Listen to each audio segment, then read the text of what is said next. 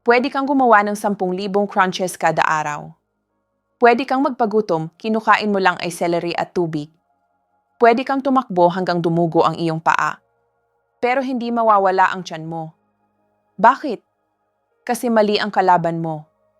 Karamihan sa atin iniisip na ang taba sa tiyan ay taba lang. Storage lang yan ng energy, di ba? Mali. Paano kung sabihin ko sa iyo na ang taba na pwede mong pisilin, yung jiggly na parte sa ilalim ng balat mo, ito ay totally harmless. Ang tunay na problema ay yung hindi mo mapipisilin. Ito ay isang nakatagong parasiting tissue na nakabaon ng malalim sa loob ng iyong katawan. Sinisikan nito ang iyong liver, sinusukal ang pancreas mo, at sinisira ang puso mo. Ito ay tinatawag na visceral fat o taba sa loob. At narito ang nakakasindak na parte. Pwede kang payat sa ibang parte ng katawan mo, sa braso, sa binti, sa mukha, pero mayroon ka pa ring napakaraming taba na ito sa loob mo.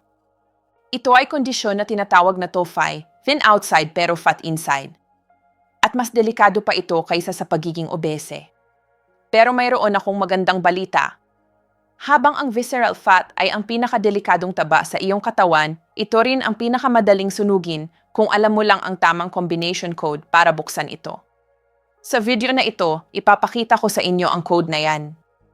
Ipapaliwanag ko ang specific na Japanese protocol na may kinalaman sa certain pigment sa gulay, isang specific compound sa tsaa, at isang 75% rule para sa paggalaw na napatunayan na nagpababa ng visceral fat ng 48% sa loob lang ng 2 buwan. Kaya tigilan muna ang weights, itigil ang crunches, at pakinggan niyo lang ako.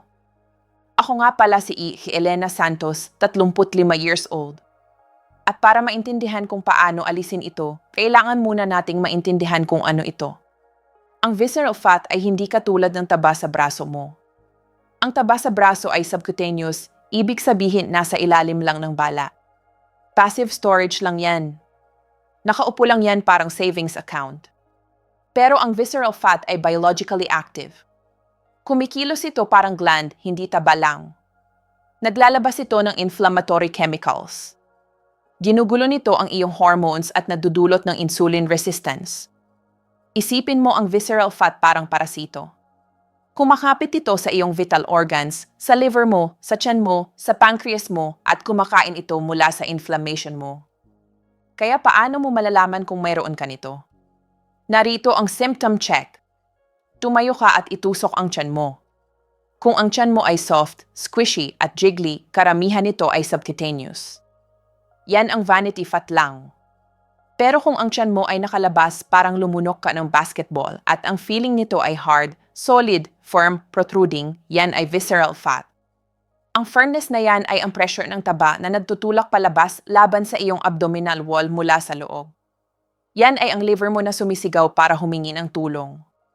Kaya paano natin papatayin ang parasitong ito? Kailangan natin ng 3-step attack. Kailangan nating putulin ang food supply nito, i-block ang enzymes nito, at sunugin ito. Step 1 ay tungkol sa iyong diet, pero hindi ko sasabihin sa iyo na kumain lang ng gulay.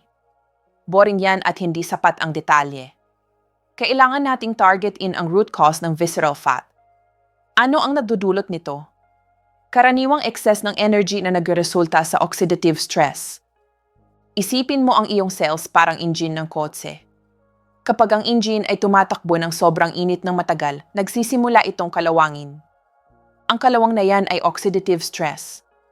Ang visceral fat ay loves ang kalawang na yan. Lumalaki ito dahil dito.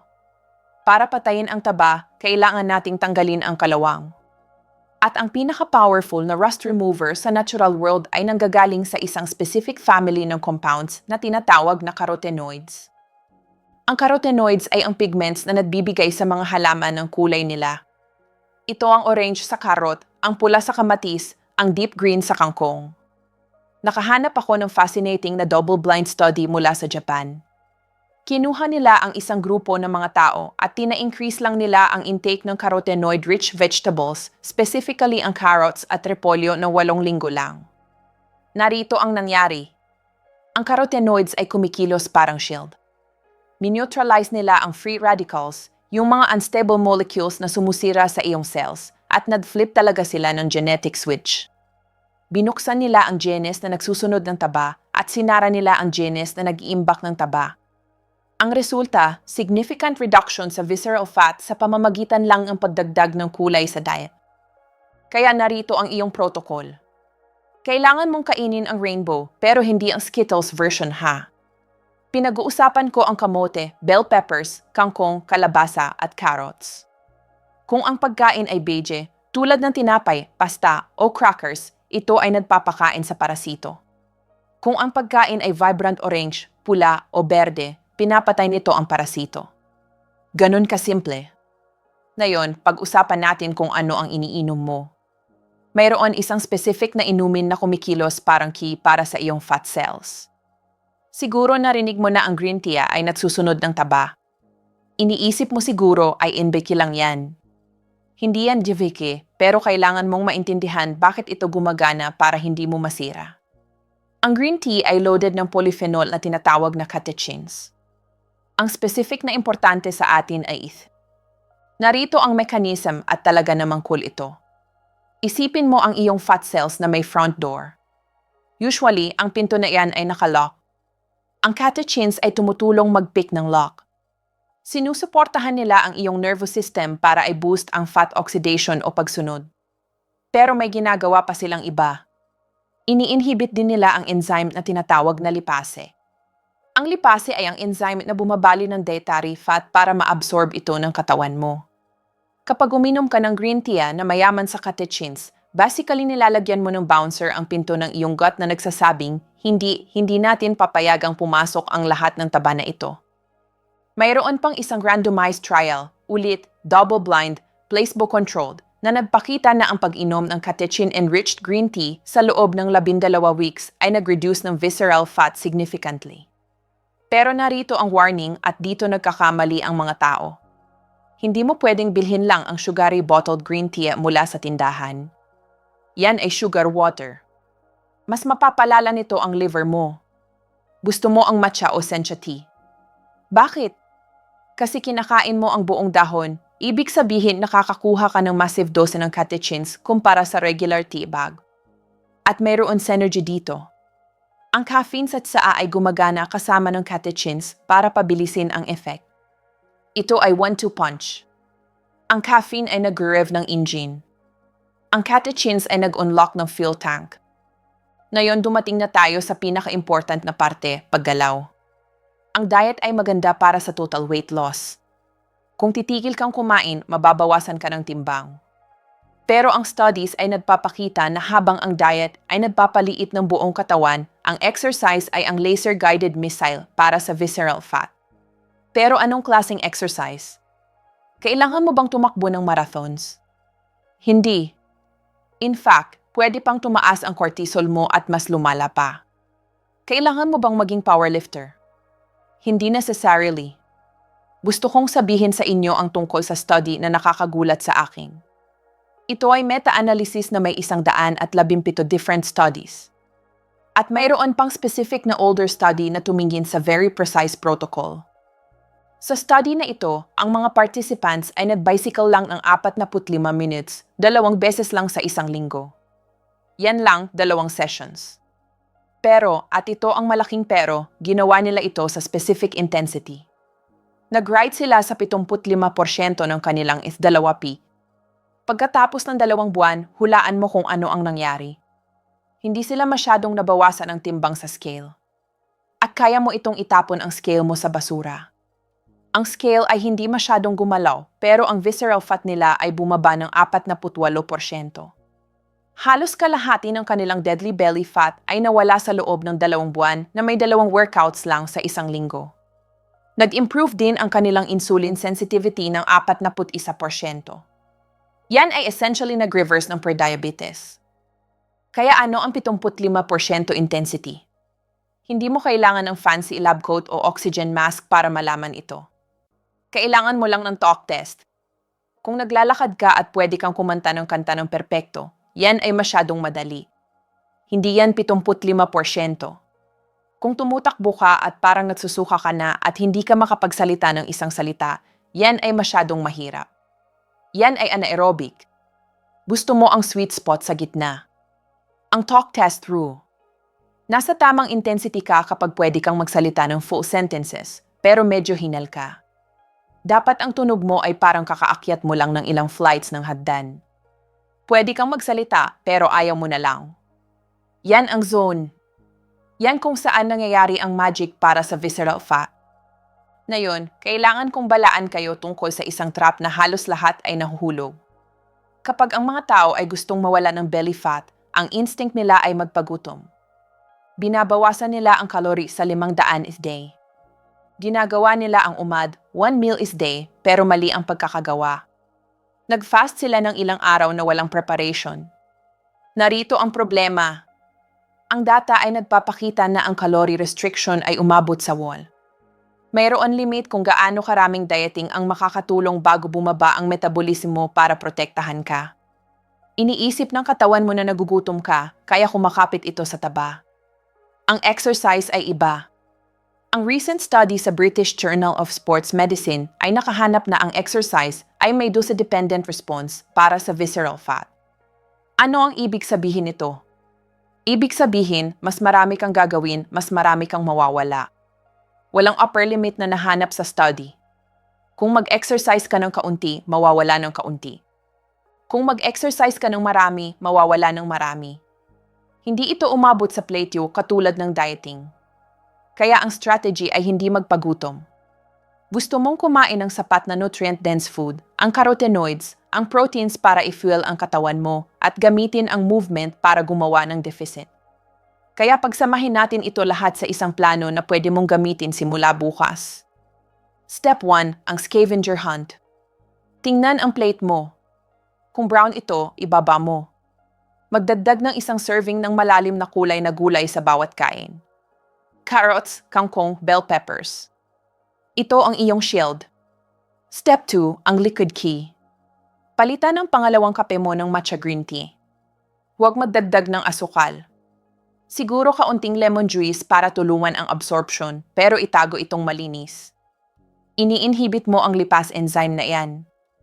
Step 3, ang 75% solution. Kailangan mo ng cardio. Alam ko, ang cardio ay pumapatay ng gains. Bro science, ano pa man. Para sa visceral fat, kailangan mo ng cardio. Mag-aim ng 3 hanggang 4 na session sa isang linggo, 45 minutes ang haba. Kung mag-bicycle ka, tumakbo, mag-row, o maglakad lang sa matarik na burol, walang problema. Gamitin lang ang talk test. Kung hindi ka medyo out of breath, hindi ka nagsusunod ng tiyan. At sa huli, ang consistency ay nanalong kaysa sa intensity. Ang pinakamahusay na exercise ay hindi ang pinakamaraming nasusunog na calories sa papel. Ito ay yung gagawin mo talaga 3 buwan mula ngayon. Kung ayaw mo ng running, huwag kang tumakbo. Maglakad ka na may backpack. Mag-swimming. Itaas lang ang heart rate. Pero gusto ko ring banggitin ang ilang common mistakes na nakikita ko sa aking mga pasyente dito sa Manila. Maraming tao, lalo na ang mga seniors, natatakot kumain ng sapat na pagkain. Natatakot sila na tumaba. Kaya kumakain sila ng napakaliit na portion. Ito ay mali. Ang katawan mo, lalo na sa edad na 65 and above, ay kailangan ng sapat na protein. Kailangan ng nutrients para manatiling malakas. Kung hindi ka kakain ng sapat, ang metabolismo ay magiging napakabagal. At ang katawan mo ay magsisimulang kumain ng muscles mo, hindi ng taba. Kaya kumain ng sapat. Kumain ng malinis. Kumain ng kulay. Yan ang K. Mayroon din akong mga pasyente na nagsasabi, Dos Elena, matanda na ako, hindi na ako pwede mag-exercise. Mali din ito. Hindi mo kailangan ng e-faith, hindi mo kailangan ng expensive equipment. Ang kailangan mo lang ay maglakad. Maglakad sa Luneta Park, maglakad sa Rizal Park, maglakad sa labas ng bahay mo. Kung pwede kang maglakad ng 30 minutes hanggang 45 minutes, 3 o 4 na beses sa isang linggo, yan ay sapat na. Pero tandaan, gamitin ang talk test. Kailangan medyo mabilis ang lakad mo. Hindi yung parang namasyal lang. Kailangan may effort. Kailangan medyo hingal ka. At isa pang importante, ang tulog. Maraming studies ang nagpapakita na ang lack of sleep ay nag-increase ng visceral fat. Bakit? Kasi kapag kulang ka sa tulog, ang stress hormone mo na cortisol ay tumataas. At ang mataas na cortisol ay nag-trigger sa katawan mo na mag-store ng taba, lalo na sa tiyan. Kaya kailangan mong matulog ng 7 to 8 oras kada gabi. Alam ko, maraming seniors ang hirap matulog. Pero subukan ang simple routine. Huwag mag-cape after 2 set. Huwag mag-screen time, walang ihi o cellphone, 1 hour bago matulog. Gumawa ng relaxing routine. Basahin ng libro. Mag-pray. Huminga ng malalim. Ang maayos na tulog ay hindi lang para sa beauty. Ito ay para sa health, para sa metabolism, at para sa pagbaba ng visceral fat. Gusto ko ring pag-usapan ang tungkol sa stress. Ang stress ay isa sa pinakamalaking dahilan ng visceral fat. Bakit? Kasi ang chronic stress ay nag-produce ng cortisol. At tulad ng sinabi ko kanina, ang cortisol ay nag-store ng taba sa tiyan. Kaya kailangan mong hanapin ang paraan para ma-manage ang stress mo. Para sa iba, ito ay prayer. Para sa iba, ito ay meditation. Para sa iba, ito ay simpleng paglalakad sa parke. Hanapin kung ano ang gumagana para sa iyo. Pero ang importante, mayroon kang paraan para ma-release ang stress. Huwag mong itago sa loob. Huwag mong hayaang kumain ng katawan mo. At isa pang practical tip na gusto kong ibahagi. Kung bibili ka ng gulay sa palengke, dito sa Divisoria o sa farmer's market sa Cubao, pumili ng mga gulay na may kulay. Ang kamote, ito ay napakaganda. Mayaman sa carotenoids.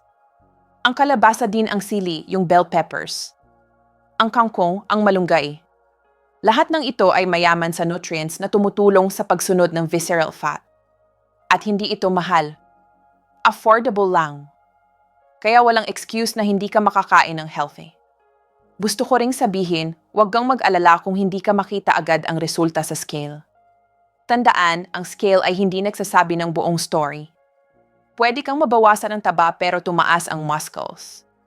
Kaya ang scale ay hindi gumagalaw. Pero ang katawan mo ay nag-improve.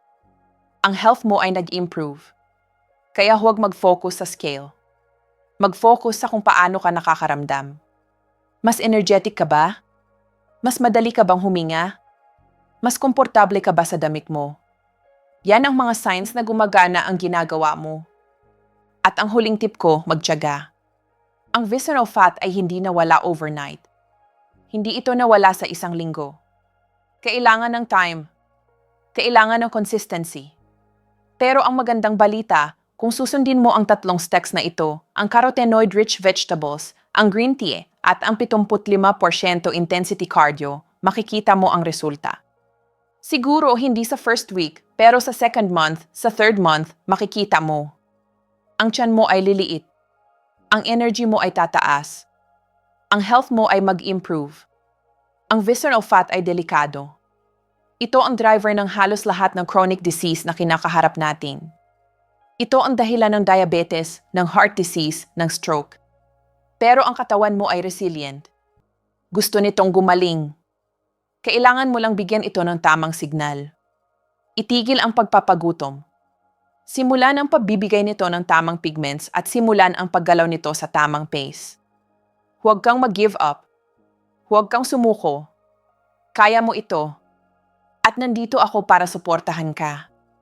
Kung nakatulong ang video na ito, please like and subscribe. At kung mayroon kayong mga tanong, ilagay sa comment section. Babasahin ko lahat. At sana, makatulong ako sa inyo na maging mas healthy, mas malakas at mas masaya. Salamat po at God bless.